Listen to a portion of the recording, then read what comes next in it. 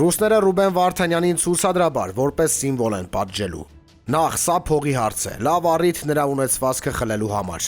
Եվ հետո սա զգուշացում է բոլոր ռուսահայ օլիգարխներին, ով ուղեղ ունի կհասկանա, շատ ավելի շուտ պետք է հասկանար։ Facebook-ում այս թեման շատ ենք քննարկել։ Բայց հայությունը ինչպես միշտ քթածակից զուրկ է։ Երեք պատահական տեսակ Գարիկ Մարտիրոսյանի լացակումած աղաչանքը եղբայրական ռուս ժողովրդին ճակերտավոր։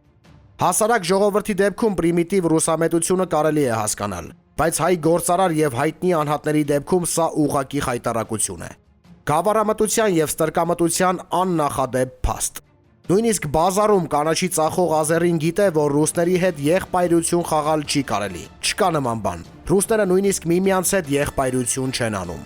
Չնայած ազերիները ի տարբերություն հայերի ամեն ինչով պարտական են ռուսներին, Ադրբեջան պետությունը ռուսներն է ստեղծել։ Բայց ցանկացած ազերի ռուսի հետ շփվում է շատ պարզ ձևով։ Փողը տալիս իր ուզածը ստանում, ուսին տպտպացնում գնում է։ Մերոս պարագայում ստորացուցիչ կենացներն ու եղբայրության մասին անինքնասեր քծնանքը պարտադիր է։ Ինչևէ, Ռուբեն Վարդանյանին պետք է օգնել ամեն կերպ։ Ռուբենը քաղաքական գործիչ չէ, քաղաքական մտածելակերպ չունի, բայց բոլոր հայաստանյան եւ ռուսահայ օլիգարխներից 1000 գլուխ բարձր, պարկեշտ եւ համեստ մարդ է։ Ցավոք, հայաստանյան իշխանությունը Ռուբեն Վարդանյանի դեմ շատ կեղտոտ հակաքարոզչություն կազմակերպեց։ Շատերն էլ այդ կուտը կերան։ Կամ ներկա եւ նախկին իշխանություններից այդով է Ռուբենից պակաս ռուսամետ։ Ռուբենը գոնե իշխանություն չի ունեցել, կաշառք չի վերցրել, մեր երկրին օգուտից բացի ոչ մի վնաս չի տվել, մարդ չի սպանել, իր հայրենակիցներին փուրը չի տվել, իր վրա արյուն չի վերցրել։ Իսկ Հայաստանի գլխին այս 30-ամյա դժոխքը բերել են Հայաստանի Հանրապետության